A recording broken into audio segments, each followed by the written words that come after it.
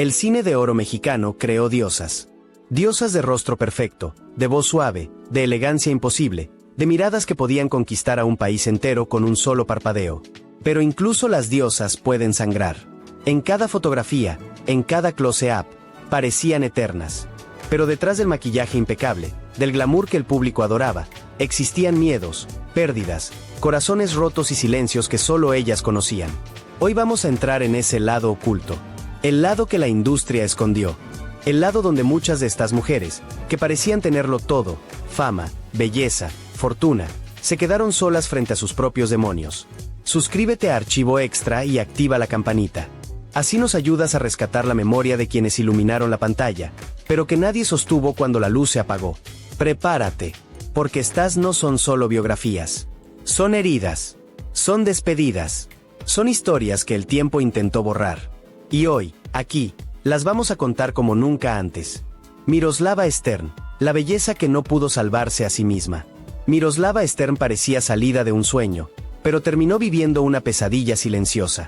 No nació en México, pero México la adoptó como una diosa trágica. Había escapado de los horrores de la guerra en Europa, dejando atrás un país en ruinas, cicatrices emocionales y una infancia marcada por el miedo. Llegó con una maleta pequeña, y una belleza tan hipnótica, tan perfecta, que las cámaras prácticamente la siguieron solas. Cuando apareció en pantalla por primera vez, los directores quedaron en shock.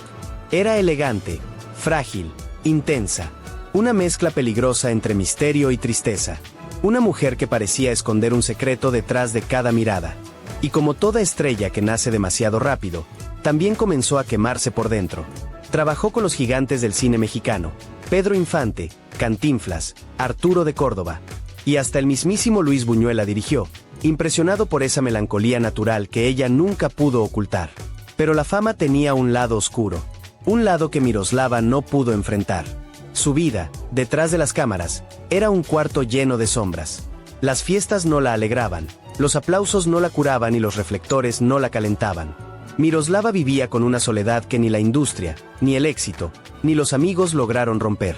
Hasta que llegó él, Luis Miguel Dominguín, el torero más deseado de su época, el hombre que podía tenerlo todo, menos a sí mismo.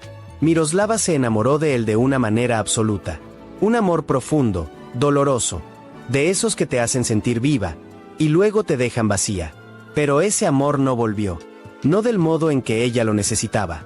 Cuando Dominguín anunció que se casaría con Lucía Bosé, Miroslava no celebró el compromiso. Celebró el fin de su mundo. Los pocos amigos que tenía contaron que dejó de comer, dejó de dormir, dejó incluso de hablar. Como si algo dentro de ella se hubiera roto de forma irreversible. El 9 de marzo de 1955, Miroslava terminó de filmar Ensayo de un crimen. Esa noche, al llegar a su departamento, tomó una decisión de la que nadie pudo salvarla. La encontraron sin vida, rodeada de cartas escritas a mano, y, según los rumores más persistentes, con una fotografía de Dominguín apretada contra el pecho. El país quedó en silencio. Una de las mujeres más hermosas del cine mexicano había muerto por un corazón que no supo repararse. Y aunque hubo teorías, hablaron de presiones, de secretos, incluso de intervención de terceros, la verdad final murió con ella. Miroslava Stern fue una estrella perfecta, pero también fue una mujer rota. Y nadie lo vio venir.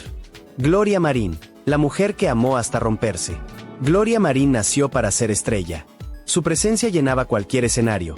Elegante, inteligente, disciplinada, magnética. Era una de esas mujeres que parecen caminar siempre con luz propia, pero que por dentro cargan tormentas que nadie escucha. Desde muy joven se convirtió en una de las actrices más queridas del público mexicano. Filmó más de 100 películas, bailó, cantó, enamoró cámaras y a la crítica. Pero su legado, antes que artístico, fue emocional. Porque Gloria Marín vivió uno de los romances más conmovedores y más dolorosos del cine mexicano. Estrella Blanca Mediana Jorge Negrete, el amor que la levantó y que la destruyó. Cuando conoció a Jorge Negrete, el charro más famoso de México, algo explotó entre ellos. Dicen que el set donde se vieron por primera vez se volvió un susurro. Las luces parecían temblar. Los técnicos dejaron de caminar, como si presenciaran el nacimiento de algo demasiado grande para la realidad. La química fue inmediata, arrolladora, un torbellino de pasión, música, pleitos, reconciliaciones y un amor tan intenso que a veces los consumía. Vivieron un romance de una década. 10 años de aplausos y discusiones, de escenarios compartidos, de fotografías donde sus miradas lo decían todo. Eran la pareja favorita del público, pero no de la vida. Porque, aunque se amaban, jamás llegaron al altar. Y nadie sabe con certeza por qué. Se habló de presiones familiares, de inseguridades, de orgullos que chocaban como dos espadas. Pero lo único seguro es esto. Corazón roto cuando Jorge Negrete la dejó. Gloria nunca volvió a ser la misma. La noticia cayó como una tormenta. Jorge Negrete se casaba con María Félix. El ídolo nacional, el gran amor de Gloria, la estaba abandonando para unirse a la mujer más deseada del país. Dicen que cuando Gloria leyó la noticia en los periódicos, no lloró, solo cerró los ojos. Y algo en su mirada se apagó para siempre. Fue una herida que nadie pudo cerrar. Siguió actuando, siguió sonriendo, siguió llenando pantallas, pero la soledad comenzó a crecerle adentro como una raíz silenciosa. Esa tristeza que nunca se dice, pero que se nota en el brillo de los ojos. Una amiga cercana contó años después. Gloria lo amó hasta el final, incluso cuando él ya no estaba. Flor marchita una muerte tranquila, pero con el corazón desgastado. Gloria Marín no murió trágicamente, no se quitó la vida. Pero a veces el alma se va muriendo antes que el cuerpo. Y así fue con ella. Cuando falleció en 1983, muchos decían que la Gloria que todos amaban había partido mucho antes, el día en que Jorge Negrete dejó de amarle. Lilia Prado, la mujer que encendía la pantalla, y terminó sola en la oscuridad. Hablar de Lilia Prado es hablar de un fuego que jamás pidió permiso para arder. Era natural, espontánea, atrevida sin proponérselo. Tenía esa mezcla imposible de inocencia y sensualidad que hacía que cualquier cámara se enamorara de ella en el primer parpadeo. Nació en un pequeño pueblo de Michoacán, sin imaginar siquiera que un día Luis Buñuel, uno de los directores más respetados del mundo, la miraría y diría, ella. Porque Lilia no audicionaba. Lilia simplemente aparecía, y el mundo se detenía. Fuego la mujer que volvió el deseo algo elegante. En los años 50 y 60, Lilia Prado era un fenómeno. Encendía la pantalla sin necesidad de desnudarse, sin escándalos, sin artificios. Era la reina del erotismo ligero, el símbolo del deseo mexicano. Tenía una frescura que nadie más poseía, un encanto tan genuino que hacía que las historias giraran a su alrededor aunque no estuviera en el papel principal. La gente iba al cine solo para verla caminar, sonreír, mirar por encima del hombro. Era magia pura. Pero como pasa con muchas estrellas, la industria no perdona el paso del tiempo. Nube con tornado, el día en que la fama dejó de tocar a su puerta. Con la llegada de nuevas generaciones y nuevas tendencias, Lilia empezó a ser desplazada. No porque hubiera perdido talento, belleza o presencia, sino porque el cine mexicano cambió, y ella quedó atrapada en una época que ya no regresaría. Los productores dejaron de llamarla. Los guiones dejaron de incluirla. Las entrevistas dejaron de solicitarla. Y sin familia artística que la respaldara, sin escándalos que la mantuvieran en titulares, sin un sistema que protegiera a sus grandes mujeres, Lilia Prado comenzó a desaparecer del radar público, poco a poco, hasta que un día, sin que nadie lo notara, se quedó sola con su recuerdo. Vela los últimos años, ver sus películas para sentirse viva otra vez. La actriz que llenaba salas terminó viviendo en una tranquilidad que era más silencio que paz. No asistía a eventos. No buscó entrevistas. No pidió reconocimiento. Y eso fue lo más triste, no lo pidieron para ella. Quienes la conocieron afirman que en sus últimos años pasaba las noches viendo sus propias películas, como si intentara reconectar con la mujer poderosa, luminosa y magnética que un día fue. La Lilia que en pantalla parecía eterna. La Lilia que la industria abandonó. Murió en 2006, oficialmente por causas naturales, pero en un olvido tan injusto que duele incluso repetirlo. Flor marchita la reina que se quedó sin público. Lilia Prado no merecía un final silencioso. No una muerte sin titulares. No un adiós sin flores. Porque fue una mujer que dio luz, y terminó rodeada de sombras. Rosita Quintana, la voz que México aplaudió, y luego olvidó. Rosita Quintana nació en Buenos Aires, pero su destino estaba escrito en México. No en un guión, no en un contrato, sino en la forma en que el público la miró la primera vez que apareció en pantalla. Había algo en ella, una elegancia suave, un carisma sincero, una voz que acariciaba, que no se podía fabricar. Rosita no actuaba, Rosita existía, y con eso bastaba. Micrófono la mujer que cantaba como un susurro enamorado. Antes de convertirse en actriz, Rosita ya era una cantante maravillosa. Tenía una voz cálida, envolvente, el tipo de voz que parecía hablar directamente al corazón. Cuando llegó al cine mexicano, fue como si hubiera nacido para estar allí. Protagonizó cintas con Pedro Infante, Jorge Negrete, Tin-Tan y prácticamente con todas las figuras importantes de la época. Era elegante sin ser arrogante, sensual sin esfuerzo, amorosa sin exagerar un gesto. El público la quería. Los directores la buscaban. Las revistas la adoraban. Pero como aprendimos con el cine de oro, nadie brilla para siempre. Vela el paso del tiempo, el enemigo silencioso de las actrices. Rosita no dejó de trabajar por falta de talento. No dejó de aparecer por falta de belleza. No perdió su presencia, ni su carisma, ni su porte. Lo que perdió fue espacio. La industria comenzó a llenarse de rostros nuevos, de cuerpos jóvenes, de modas extranjeras. Las grandes actrices de la época dorada, las que construyeron la industria, empezaron a ser tratadas como reliquias, no como artistas vivas. Y una mujer digna como Rosita nunca rogó por un papel. Nunca aceptó personajes humillantes. Nunca trabajó por lástima. Prefirió retirarse con elegancia antes que traicionar su esencia. Nube de lluvia, el final más triste. Morir con honores, que llegaron demasiado tarde. Rosita vivió sus últimos años lejos del espectáculo. Sin escándalos, sin reflectores, sin entrevistas. El país que la había aplaudido con fervor dejó de mencionarla. Cuando falleció en 2021, a los 96 años, la noticia pasó casi desapercibida. Un par de notas, unos cuantos comentarios nostálgicos. Y nada más. No hubo homenajes en televisión. No hubo especiales de cine. No hubo grandes despedidas. La actriz que alguna vez fue llamada la novia elegante del cine mexicano se fue del mundo en un silencio que no merecía. Rosa, una estrella que el tiempo no supo conservar. Rosita Quintana no fue una actriz más. Fue una de las grandes. Una mujer con clase, con talento, con una voz que aún hoy suena a nostalgia.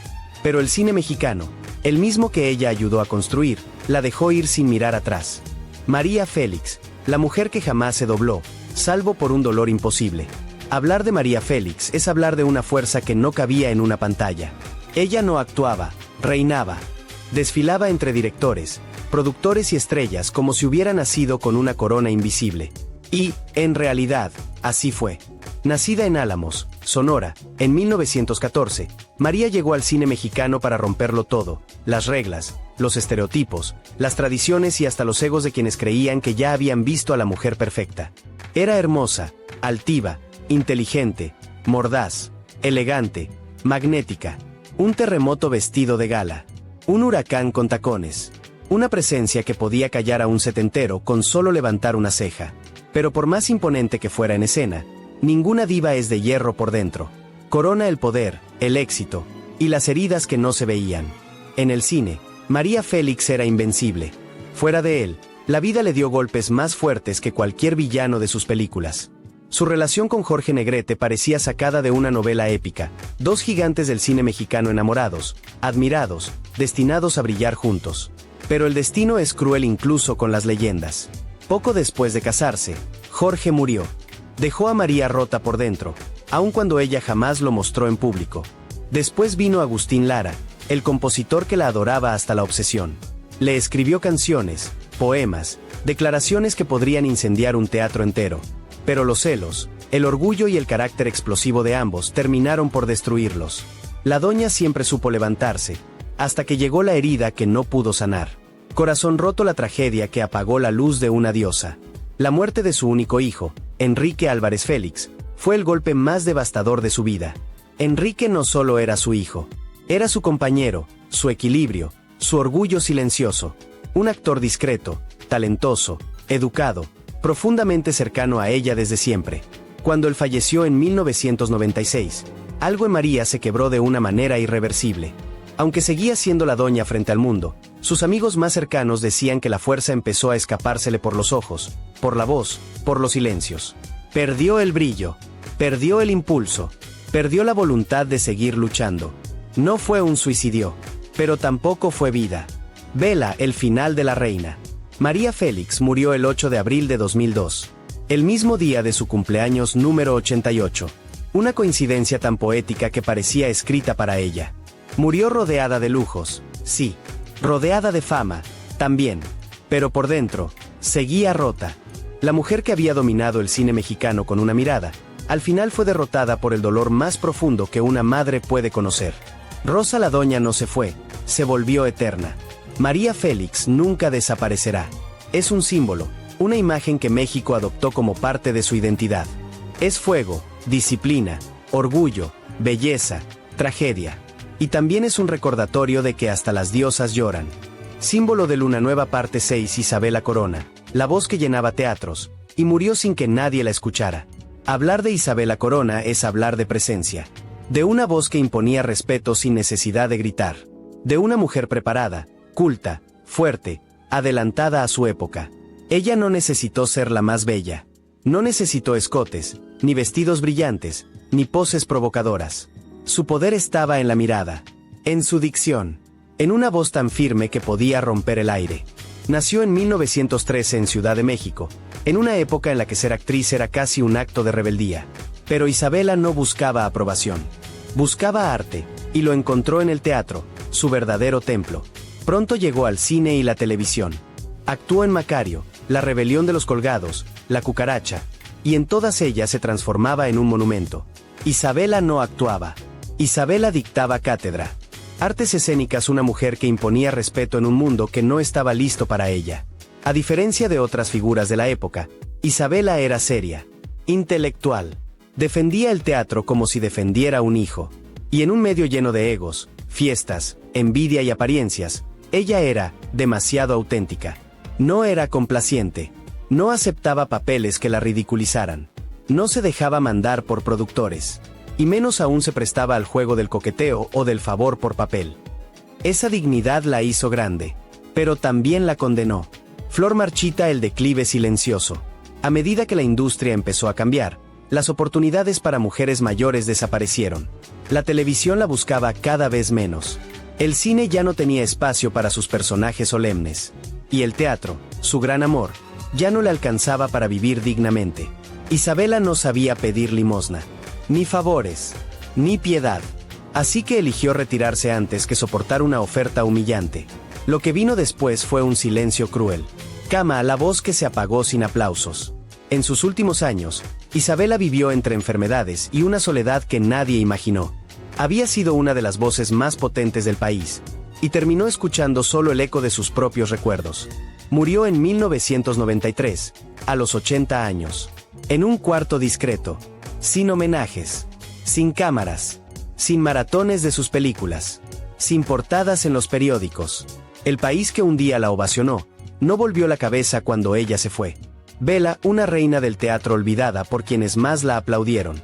La historia de Isabela Corona no es solo triste, es injusta, porque si algo merecía ella era permanecer, ser celebrada, recordada, estudiada.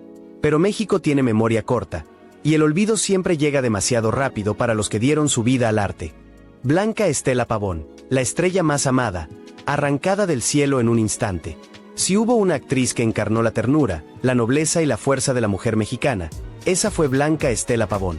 Una joven que nació para brillar, pero cuyo destino fue tan breve que todavía duele recordarlo.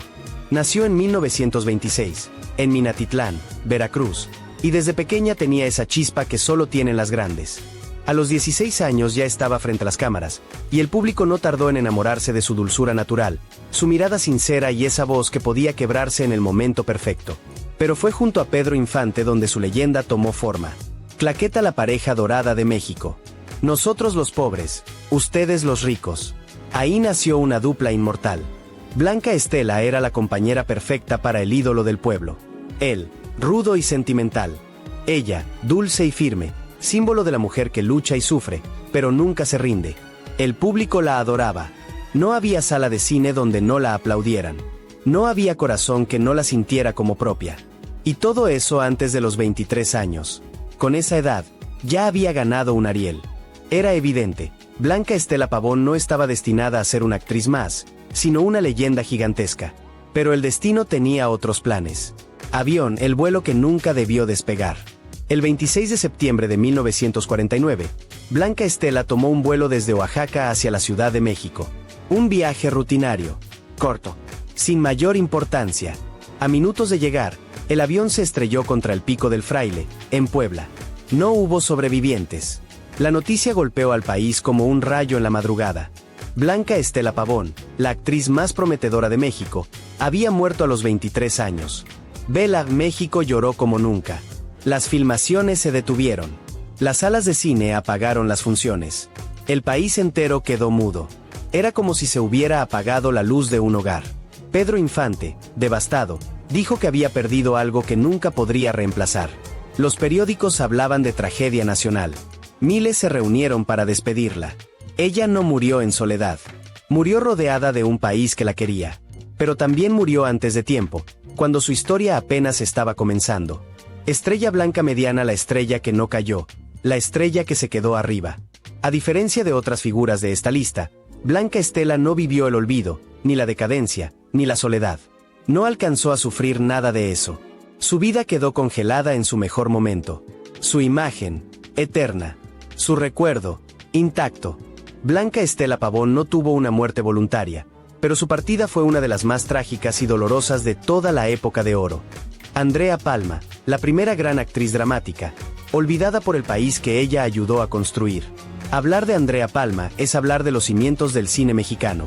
De una mujer que no solo actuaba, creaba atmósferas, moldeaba emociones, narraba tragedias con una sola mirada. Nació en Durango en 1903, en una época donde las mujeres tenían pocas oportunidades para brillar más allá del teatro o de pequeños escenarios. Pero Andrea era distinta. Tenía una presencia silenciosa, profunda, casi espiritual. Una belleza que no buscaba seducir, sino inquietar. Y cuando llegó el cine sonoro, ella fue la primera en demostrar que México sí tenía una actriz capaz de cargar una película solo con la fuerza de su alma. Claqueta, la mujer del puerto, un antes y un después. En 1934, Andrea protagonizó La mujer del puerto, una película que se considera el primer gran drama del cine mexicano. No era solo una película, era un golpe contra el alma del espectador. Andrea interpretó a Rosario, una mujer destruida por la vida, rota por dentro, atrapada entre el destino y la culpa. Su actuación fue tan poderosa que redefinió lo que significaba actuar en México. A partir de ella, nació la figura de la actriz dramática de verdad, de la mujer que no necesitaba ser perfecta, sino humana. Su estilo se volvió inconfundible, miradas largas, silencios que pesaban, una aura melancólica imposible de replicar. Andrea Palma no actuaba, vivía en cámara, símbolo de luna nueva, la caída silenciosa. Pero como suele pasar con las pioneras, su gloria no duró para siempre. Llegaron nuevas actrices, nuevas modas, nuevas historias, y Andrea ya no encajaba en el molde que el cine buscaba. No era la sensual, ni la joven, ni la sonrisa fresca. Era una actriz seria, una mujer de carácter, una intérprete profunda. Y la industria, cruel como pocas, comenzó a desplazarla. Primero le ofrecieron papeles pequeños, luego personajes secundarios, luego casi nada. Andrea no se quejó, no lloró en público, no pidió oportunidades. Simplemente se apartó con la dignidad de quien sabe que dio más de lo que recibió. Flor marchita, una vida sin aplausos finales. Nunca se casó. No tuvo hijos. Su círculo de amigos se fue reduciendo con el paso del tiempo. Con cada década, su nombre sonaba menos. Y México, ingrato como suele ser, empezó a olvidarla. En sus últimos años vivió en una quietud casi absoluta. Pocas visitas, pocos llamados, poco reconocimiento. Ella, que había abierto el camino para todas las actrices que vinieron después, terminó viviendo en silencio, viendo cómo la industria que ella levantó le daba la espalda. Murió en 1987, a los 84 años. Sin homenajes nacionales, sin documentales, sin grandes portadas. Apenas unas cuantas notas que no le hacían justicia. Una pionera, una fundadora, una leyenda, despedida casi en el olvido. Artes escénicas, pero las leyendas no mueren, esperan ser recordadas. Andrea Palma nunca debió ser olvidada.